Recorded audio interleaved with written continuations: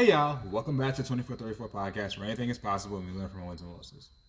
Heck speaking, and I'm here to give you an update about the NBA offseason.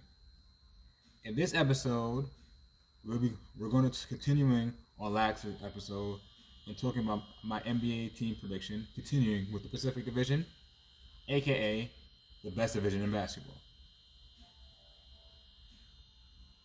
The teams included in the Pacific Division are the Los Angeles Lakers, the Los Angeles Clippers, the Golden State Warriors, the Sacramento Kings, and the Phoenix Suns. With all that being said, let's get it. To start, we're going to take a trip down to the Bay. So we're going to talk about the Golden State Warriors. Last season, they ended it with a bang, with a knockout, as some may say. They won the chip. They beat the Celtics in 6. They were sky high. Klay coming off an Achilles injury. Jordan Poole playing his best basketball. Steph being the Finals MVP, finally getting that quote-unquote monkey off his back. Then to start the season, they added a couple pieces in JaMychal Green and Dante DiVincenzo. Then it started going left from there. First, to start the season last year, Draymond Green punched Jordan Poole in the face. Right? That killed the team's chemistry because I don't know if you have ever dealt with people. Some guys can be sucker punched. Some guys can be punched in the face and get into a fist fight and be closer.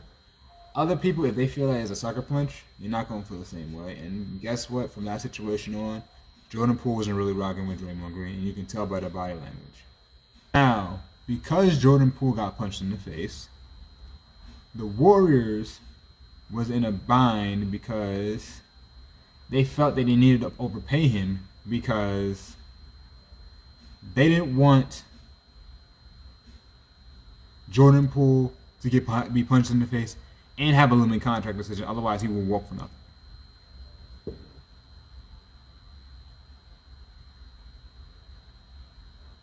Then, what happened is Jordan Poole got paid. He underperformed in the playoffs, and he got traded to the Wizards for Chris Paul. Now, financially, I understand why Jordan Poole got traded. If you don't know, the new CBA really constricts roster building because if you are in a luxury tax, basically you're handcuffed. You're not allowed to have any picks outside the top 25. You are not allowed to receive mid-level exceptions for vets. Overall, if you are in a luxury tag and you spend all your money on stars, building a super team is going to be extremely difficult, especially under this new CBA. So,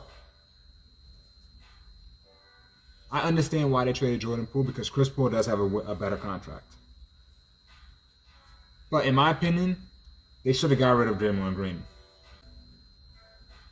If you look at all the commonalities of the Golden State Championship run, Draymond Green has helped them, but also has cost them a lot too. In 2016, he hit LeBron in the nuts, acquiring his 7th technical in the playoffs, which led to an automatic suspension for Game 5.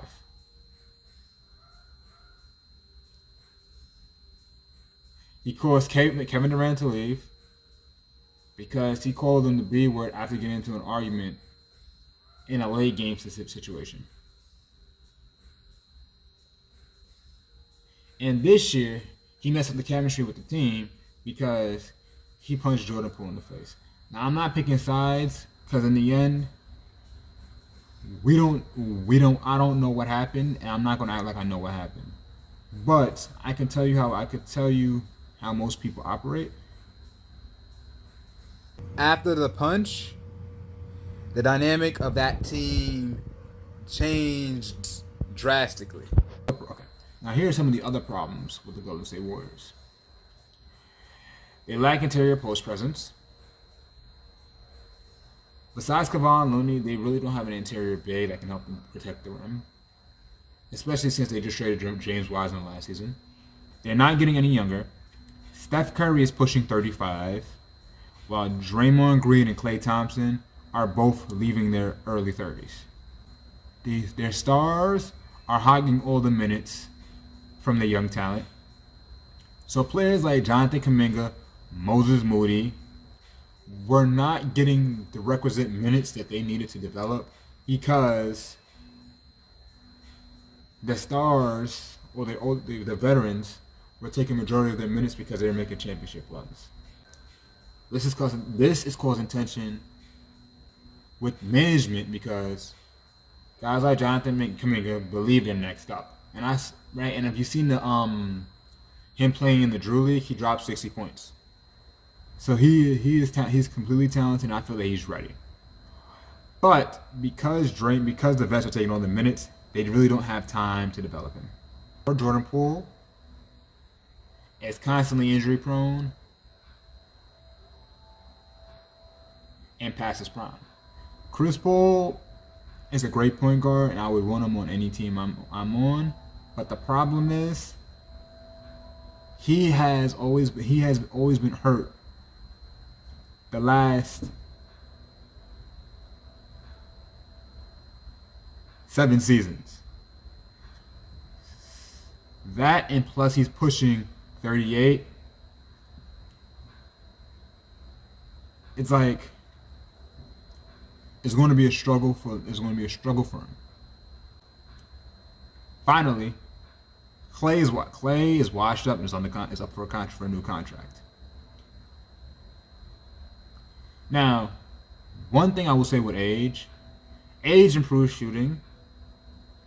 So, Klay being hit Klay, he's not going to have that much drop off as a shooter because a lot of his game revolves around him playing off the catch.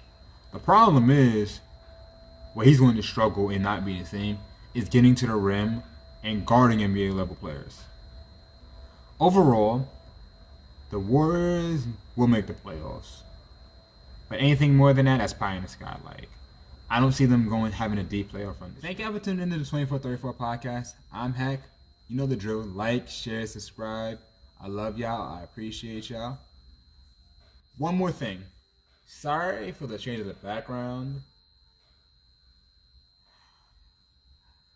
I couldn't get access to the room that I was currently filming in. But this is going to be the normal spot that I'm going to be recording. With that being said, you know the drill. We turn down.